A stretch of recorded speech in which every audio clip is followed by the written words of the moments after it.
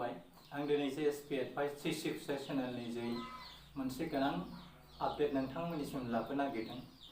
बे जाथायानो जाहैबाय, नोंथांमोना बयबो मिथिगौ, आथिखालाव बर'फ्रा मोनथाम रादाय खाबाय, BEC, BTC, BTR। बे मोनथाम रादायनि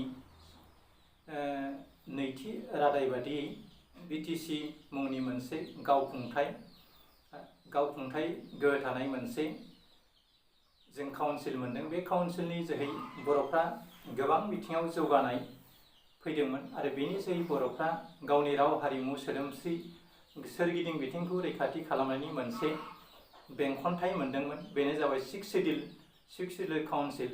बे सिक्स सिडिउल काउन्सिलखौ आथिखालाव सिफायनानै आसाम गभर्नमेन्टआ PNRD थामहिनबा पन्चायत एन्ड रुरेल डेभेलपमेन्टखौ दाफामफिननायनि मोनसे आसिला लानानै थांखि लानानै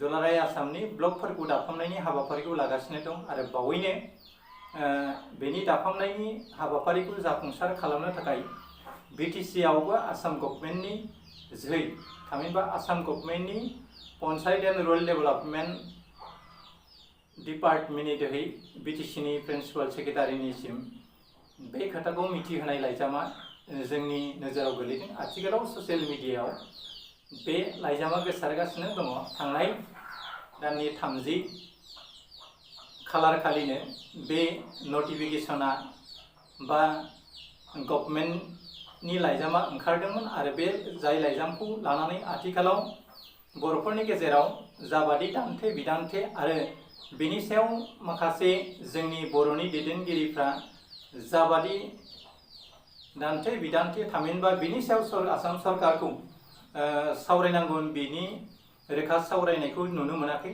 दा बेयो जोंनि थाखाय खोब दुखुनांथावना दि बर'फ्रा BTC मुंनि गावखुंथाय काउन्सिलनि जोहै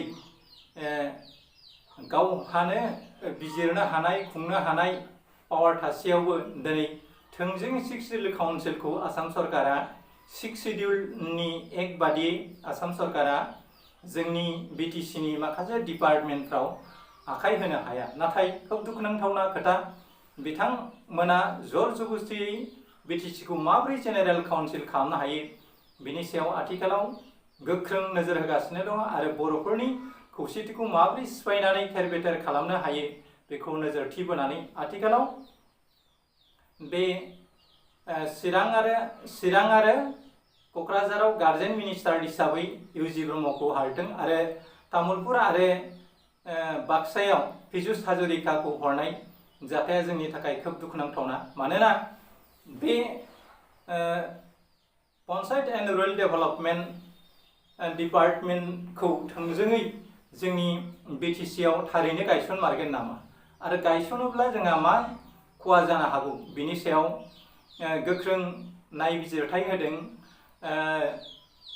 आगुनि MP आरो आथिखालनि आसाम एसेम्ब्लिनि स्पिकार बिथां बिस्वजित दैमारा। बिथाङा BJP दोलोनि मददजोंनो देरहासार जालांनानै BJP गभर्नमेन्टनि सिङावनो बिथाङा आसाम सरकारनि बेन्दोङाव स्पिकार महरै खामानि मावबाय दं। नाथाय बिथाङा BTC नि गोहोनि सायाव आसाम गभर्नमेन्टनि पन्चायत एन्ड रुरेल डेभेलपमेन्ट डिपार्टमेन्टआ आखाइ होनायनि सायाव बिथाङा CM निसिम लाइजाम हरदों आरो CM निसिम लाइजाम हरनायनि जोहै बिथाङा बुंदों दि BTC आव माबा मोनसे जाहोनाव पन्चायत एन्ड रुरेल डेभेलपमेन्ट डिपार्टमेन्टखौ सोदांनो गोनां जायोब्ला एबा रिकनस्ट्राक्सन खालामनो गोनां जायोब्ला बेवहाय आसाम सरकारा आखाइ होनांगौनि गोनांथि गैया। बेखौ BTC खुंथायाव थानाय एसेम्ब्लियाव सावरायनानै बेखौ थिरांथा खालामनो हायो।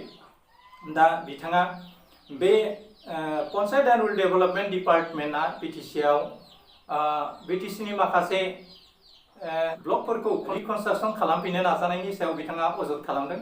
बे जोंनि थाखाय खोब खाफाल गोनां। मानोना बिथाङा गावनि मासिफोरनि खोथाखौ सानाबासिनो बिथाङा CM निसिम बे लाइजामखौ दैथायहरदों। बे लाइजामखौ नोंथांमोना स्क्रिनाव नायनानै लानो हागोन। दा खोथाया जाहैबाय, आथिखालाव BTC आव जोंहानो माखासे थामहिनबा थोजासे MCLA EM आरो MLA MP फोर थासेयावबो दिनै बर' जातिनि गांनाय उखैनायखौ दिनै इयुनाव मा जाहैगोन बे जातिया आरो मोनखानाय जोंनि गोहोफोरखौ खोमाना लायोब्ला बर'फ्रा इयुनाव मा जाहैगोन आरो जोंनि इयुन जोलैया माबायदि जिउ खुंनांगोन बेयो साननो लागा।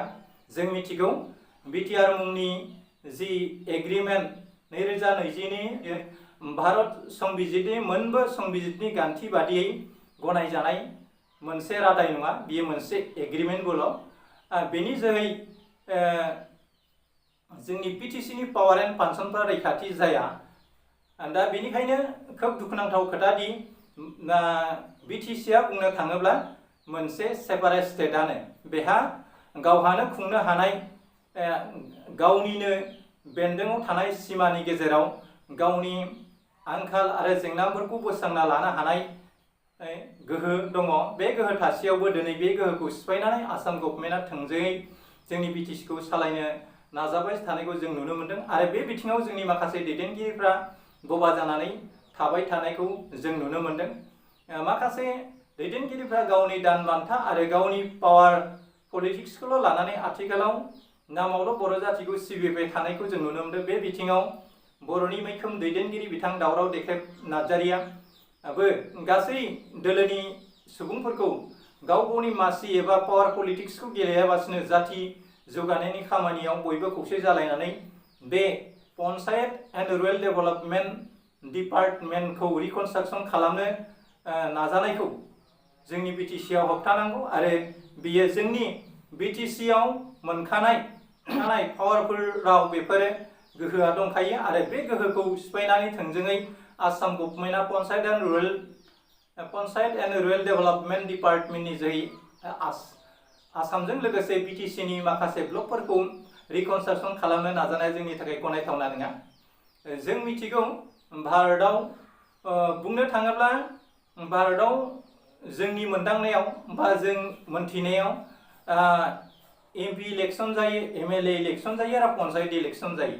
थिग बिदिनो जोंनि बिटिसिआवबो मोनथामल' जों इलेक्सन होनो हायो। बे जाबाय एमपि इलेक्सन, एमएलए आरो एमसिएलए। दा संबिजिर बादियै जोंनि भारतबर्षआव सासे सुबुङा खेबथामल' भट होनो हायो। थिग बिदिनो जोंनि काउन्सिलाव थोंजोङै जुदि पन्चायत एन्ड रुरेल डेभेलपमेन्ट डिपार्टमेन्टखौ रिकनस्ट्राक्सन खालामफिनोब्ला बावहाय जोंनि मेम्बार एबा चेयारमेनफोरखौ भट गेले होनाय जामारोब्ला थामहिनबा गभर्नमेन्ट नटिफिकेसन होनानै आसाम गभर्नमेन्टआ बेखौ मावमारोब्ला जोंनि बिटिसिआव मोनब्रै जों भट होनो हाहैगोन। नाथाय भारत संबिजितनि बादियै सासे सुबुङा मोनथामल' भट होनो हानाय मोन्थायखौ जों नुनो मोनो। बे जाबाय एमपि इलेक्सन, एमएलए इलेक्सन आरो एमसिएलए। थामहिनबा आसामावबो पन्चायत, आसामावबो बेबायदिनो मोनथाम एमएलए, एमपि आरो पन्चायत आरो बिटिसिआवबो बा काउन्सिलावबो बेबायदिनो एमपि, एमएलए, एमसिएलए मोनथाम।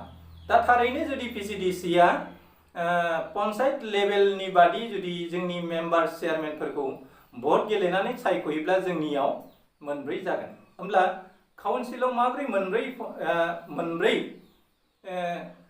भट होनायनि मोन्थायखौ मोनखो आरो आसामाव माबोरै मोनथाम बा भारतबर्षनि दाब दाब जायगाफ्राव मोनथामल' भट होनो हानाय गोहो थाखो? दा बेबो साननो गोनां। फैगौ बुब्लियाव बेखौ मा बिथिङै नोजोर बोनानै आसाम गभर्नमेन्टआ बिटिसि ओनसोलाव पिएनआरडि रुरेल एन्ड पन्चायत डेभेलपमेन्टखौ माबोरै रिकनस्ट्राक्सन खालामो बेनि सायाव जोङो मिथिगोन।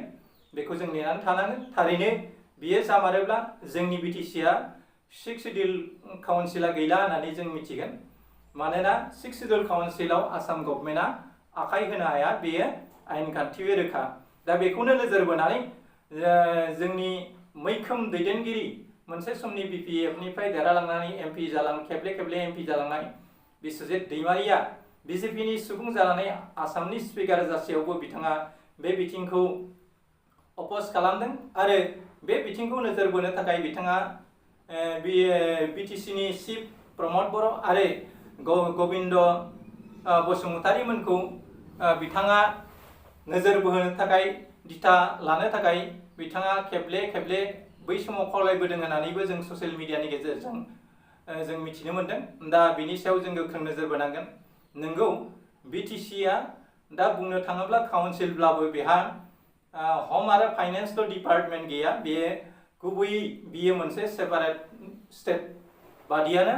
आरो बे बिटिसिनि जोहै जोंहा मोनखानाय सिमा बाउन्डारि दङ आरो जोंहा गावनि ओनसोलाव जानाय जेंना बायदिसिनाफोरखौ बिजिरनो हानाय, नायबिजिरनो हानाय, आयेन दानो हानाय जोंहा गोहो थासेयावबो दिनै जोंनि बिटिसिआव बिथांमोना थोंजोङै हाबनानै बिटिसिनि माखासे नेमखान्थिखौ थामहिनबा 6 सिडिउलनि माखासे नेमखान्थिखौ सिफायनानै आसामजों लोगोसे समान समान माखासे डिपार्टमेन्टनि खामानिफोरखौ लांफानानै आरो बिथांमोना गार्जेन मिनिस्टार हरनानै बे गार्जेनफोरनिसै माखासे स्किमफोरखौ राननायनि मोनसे बेयो थोंजों पलिटिक्स, बे पलिटिक्सनि जोहै बिथांमोना गावसोरनि बिजेपि दोलोनि गोहो बोलोखौ बिटिसिआव फोराननानै बिटिसिआव माबोरै सरकार दानो हायो बिनि नोजोरखौ बिथांमोना बोगासिनो दङ। आरो गुबुन फारसेथिं बिथांमोना दिनै डक्टर हेमन्त बिश्व शर्मानि दैदेननायाव बिटिसिआव बिजेपिआ हारसिं गेलेनायनि खोथाखौ बुंदों। बिथांमोना गुबैयै स्टेटआवबो आरो जोंनि काउन्सिलावबो बिथांमोना इउपिपिएलजों ज' जानानै सरकार दागासिनो दङ। बे सरकार दासेयावबो बिथांमोना थोंजोङै गावस्रानानै आथिखालाव इलेक्सन गेलेनानै बिटिसिखौ दखल खालामनायनि थिरांथाखौ खालामदों आरो बेखौ नोजोरथि बोनानै आथिखालाव बिपिएफ आरो इउपिपिएल ज' जालायनानै बिजेपिखौ माबोरै जोंनि बिटिसिनिफ्राय होखारनो हायो बेखौ नोजोरथि बोनानै खामानि मावगासिनो थानायखौ जों नुनो मोन्दों। आरो बे बिथिङाव माखासेनि जोंनि बर' दैदेनगिरिफ्रा गाव गावनि अपिनियनखौ होलायदों। थारैनो बे खौसेथिया थारैनो इलेक्सन गेलेनायनि बिथिङाव खौसेथि जागोन ना बिजेपिखौ होखारनायनि बिथिङावल' खौसेथि जागोन बे साननो लागा। गुबुन फारसेथिं हाग्रामा महिलारि आरो इउपिपिएलनि दैदेनगिरिफ्रा इउपिपिएलआबो गाव हारसिङैनो गावनि माखासे इलेक्सन मेनिफेस्ट'आव थाखानाय एजेन्डाखौ लानानै भट गेलेनायनि खोथाखौ बुंदों आरो बिथां हाग्रामा महिलारियाबो बिपिएफआ हारसिङैनो गेलेनाय खोथाखौ बुंदों। आरो बिथां हाग्रामा महिलारिया आथिखालाव खौसे जानायनि मुङाव इउपिपिएलनि माखासे दैदेनगिरिफ्रा बिपिएफनि मानसिफोरखौ गावनि फारसे लांनानै आरो बिटिसिआव हाग्रामाया 2022 थानाय नंला, बेखौ केबिनेटआव हरनाय जासिगोन आरो बिटिसिआव थामहिनबा बिटिआरआव बिथां प्रमद बर'आनो चिफ जासिगोन। बेनिखायनो नोंथांमोना हाग्रामाखौ मदद होस्लायस्लाय जोंनि इउपिपिएलआ हाबनानैनो खामानि मावनांगौ होननानै माखासे खोथाफोरखौ बांसावनायनि बिथिङाव बिथां हाग्रामा महिलारिया बुंदों।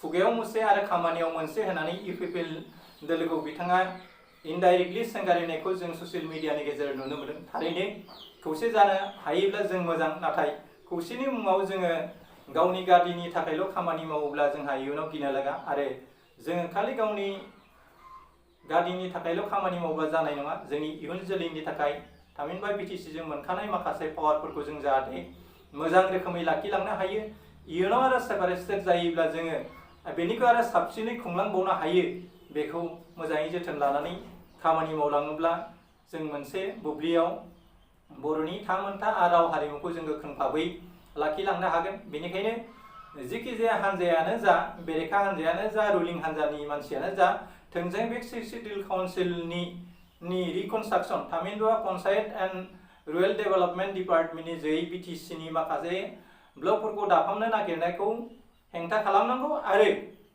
बेखौ बिटिसिआ माबा मोनसे जाउनाव रिकनस्ट्राक्सन खालामनो गोनां जायोब्ला बिटिसिनि एसेम्ब्लिनि जोहैनो सावरायलायनानै बिटिसिआ गावनि 6 सिडिउल काउन्सिलाव थाखानाय नेमखान्थि बादि बेखौ मावनानै लानायनि गोनांथि दं।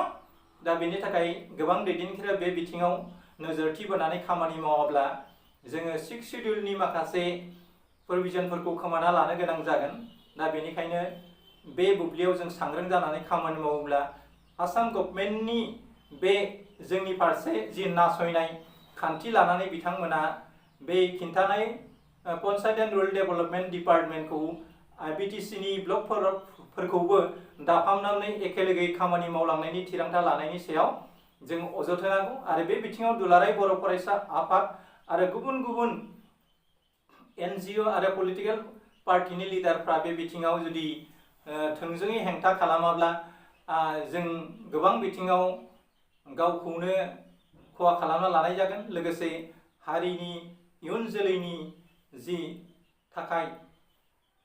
इयुन जोलैनि थाखाय जा बादि सासन खान्थिखौ जों लाखिनांगौ, बे सासन खान्थिखौ खोमाना लायोब्ला जोंहा हारिया बा जाथिया गोबां बिथिङाव खहा जागोन होननानै आं सानो। बेनिखायनो गासैबो दोलोफ्रा खौसे जानानै बे बिथां बिश्वजित दैमारिया जाबादि गाव हारसिङैनो बिटिसि ओनसोलाव थानाय ब्लकफोरखौ रिकनस्ट्राक्सन खालामनो नागिरनायखौ हेंथा होदों, बेबादिनो जोंनि दैदेनगिरिफ्रा बेबादि हेंथा होयोब्ला थारैनो बिटिसिआव बे पन्चायत एन्ड रुरेल डेभेलपमेन्टनि सायाव जि रिकनस्ट्राक्सन खालामनो नाजानाय जि खोथा, बेखौ होबथानो हागोन होननानै आं मिजिंथियो।